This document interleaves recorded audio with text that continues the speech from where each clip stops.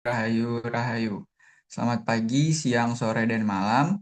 Kami dari kelompok Hukum Jaminan tentang Gadai ingin mempresentasikan hasil dari pengerjaan tugas kami, yakni membuat PPT tentang Gadai. Eh, Namun sebelum kita masuk dan menjelaskan tentang materi yang telah kita bedah, izinkan kami untuk memperkenalkan kelompok kami terlebih dahulu dengan saya sendiri sebagai moderator, yaitu Muhammad Arsa Gatvan dengan NIM akhir 902. Dan selanjutnya, Ada saya, Anwar Ramadhani, dengan NIM akhir 326.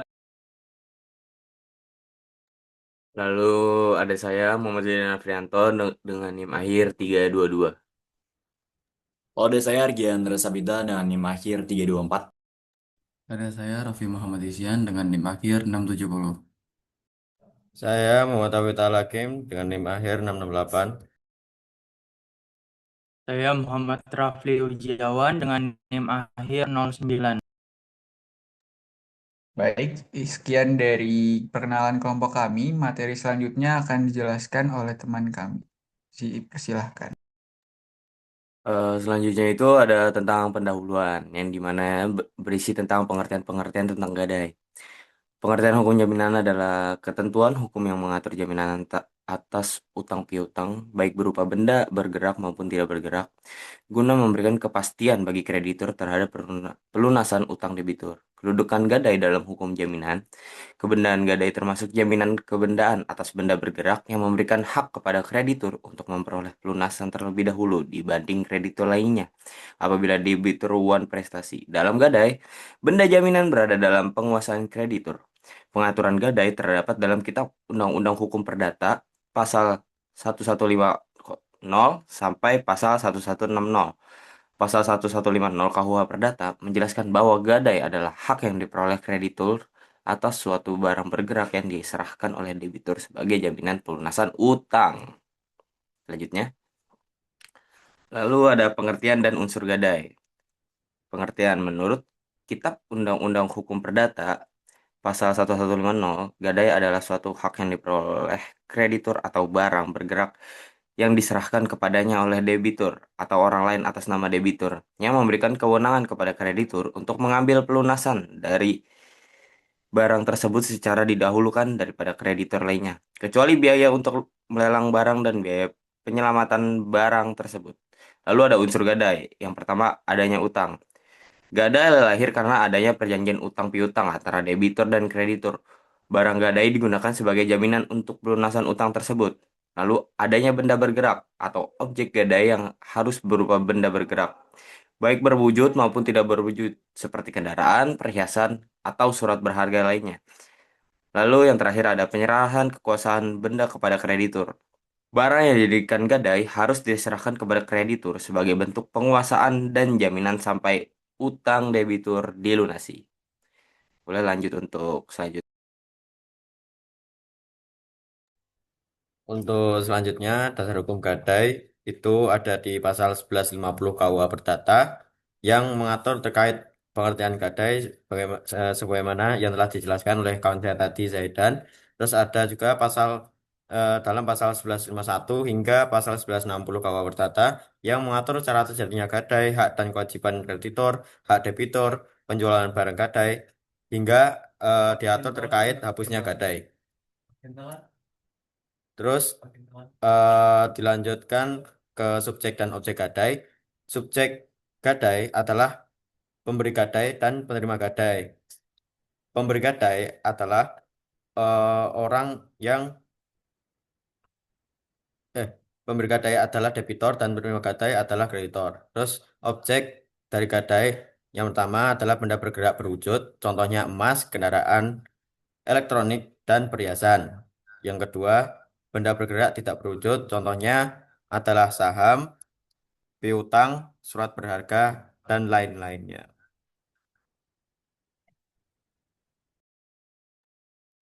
Baik, selanjutnya adalah syarat sah dari gadai itu sendiri. Yang pertama adalah adanya perjanjian pokok. Jadi di sini gadai itu bersifat aksesosir, artinya gadai hanya ada jika terdapat perjanjian utama. Nah, biasanya perjanjiannya itu berupa utang piutang. Jika utang pokok hapus atau batal, maka hak gadai juga ikut hapus. Lalu yang kedua adalah penyerahan barang gadai itu sendiri. Barang yang dijadikan jaminan harus diserahkan kepada kreditur atau pihak ketiga yang disepakati. Penyerahan ini disebut Inspenzieling.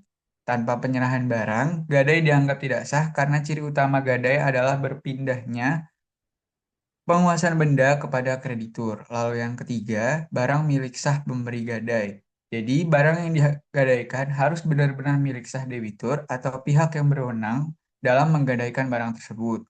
Jika barang hasil curian atau milik orang lain tanpa izin, maka gadai dapat dibatalkan dan dapat menimbulkan sengketa hukum. Lalu yang terakhir, ada kesepakatan para pihak. Di dalam kesepakatan para pihak tersebut harus ada persetujuan antara pemberi gadai dan penerima gadai mengenai jumlah utang, barang yang digadaikan, jangka waktu, dan hak serta kewajiban masing-masing pihak.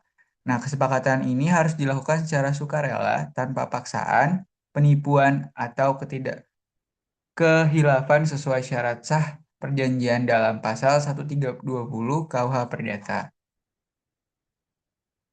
Lanjut. Nah, di sini ada hak dan kewajiban para pihak. Seperti yang tadi dijelaskan oleh Mas Hakim, sebelumnya disebutkan bahwa adanya pemberi gadai dan penerima gadai.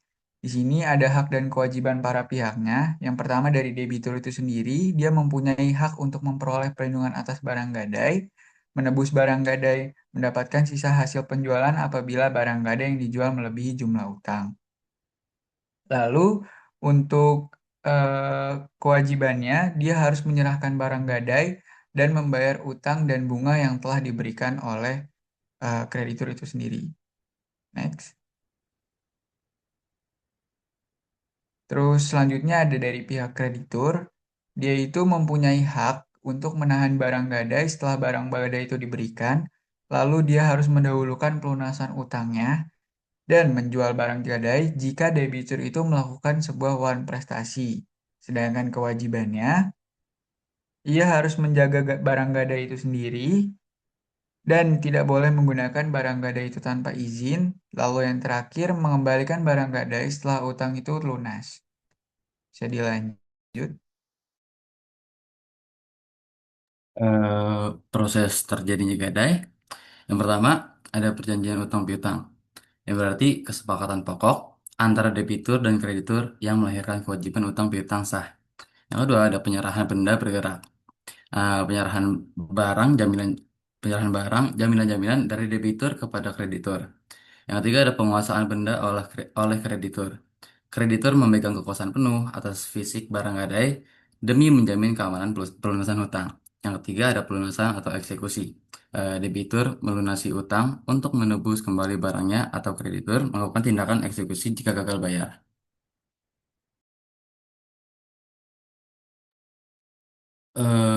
Eksekusi jaminan gadai. Yang pertama ada wan prestasi debitur. Terjadi ketika debitur lalai dan gagal melunasi kewajiban finansialnya tepat pada waktu yang telah disepakati.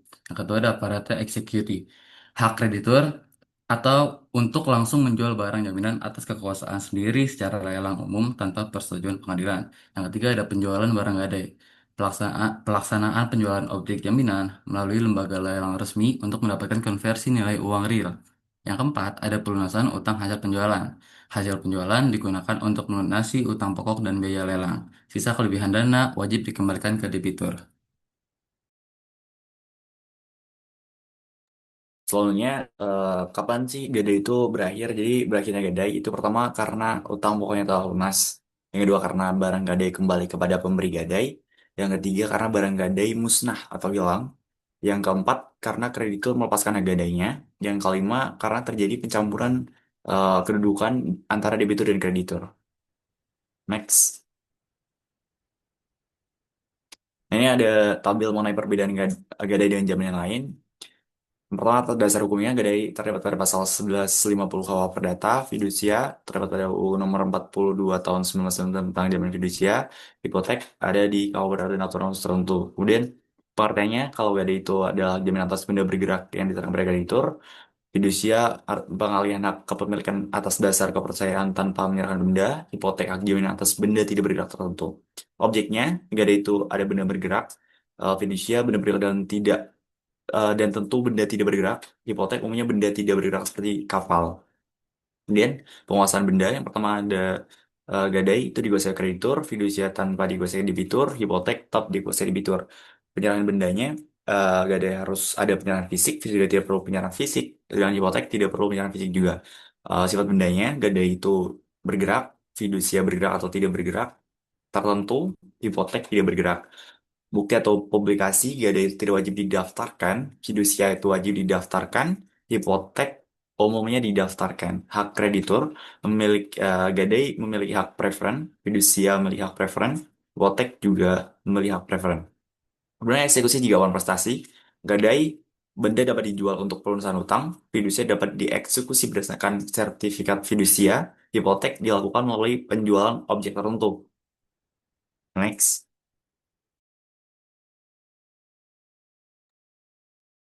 Contoh praktek gadai, gadai kendaraan, nasabah menjaminkan kendaraan beserta dokumen seperti STNK dan BPKB Pegadaian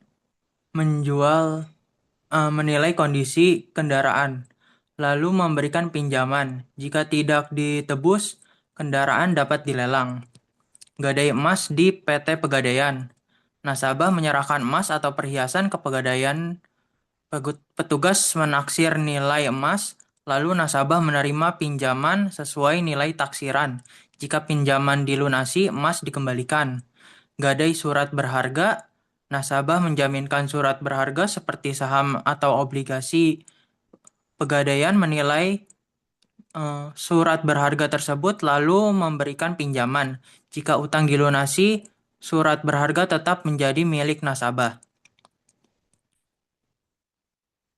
Next. Permasalahan dalam praktik gadai, penyalahgunaan barang gadai. Barang yang digadaikan seharusnya disimpan dengan aman oleh penerima gadai. Masalah muncul apabila barang digunakan rusak, hilang, atau dialihkan tanpa izin pemilik. Kedua, wan prestasi debitur. Debitur dianggap wan prestasi apabila tidak melunasi pinjaman sesuai waktu yang disepakati.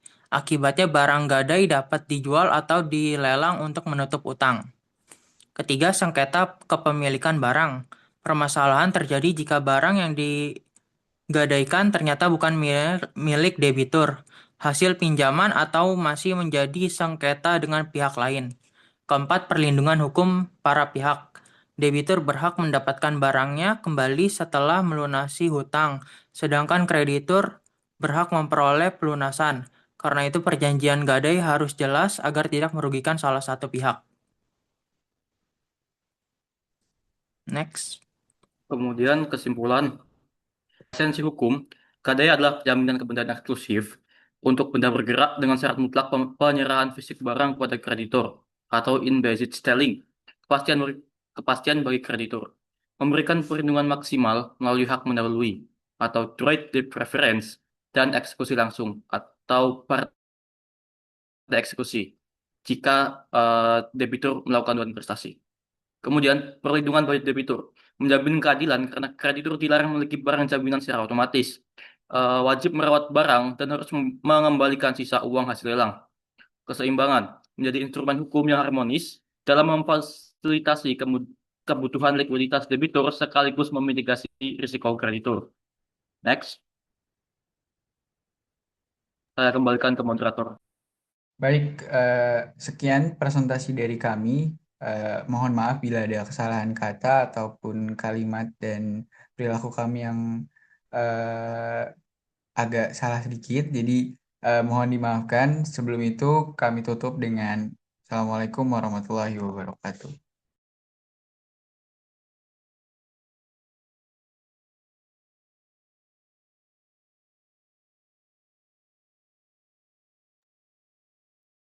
Udah ya?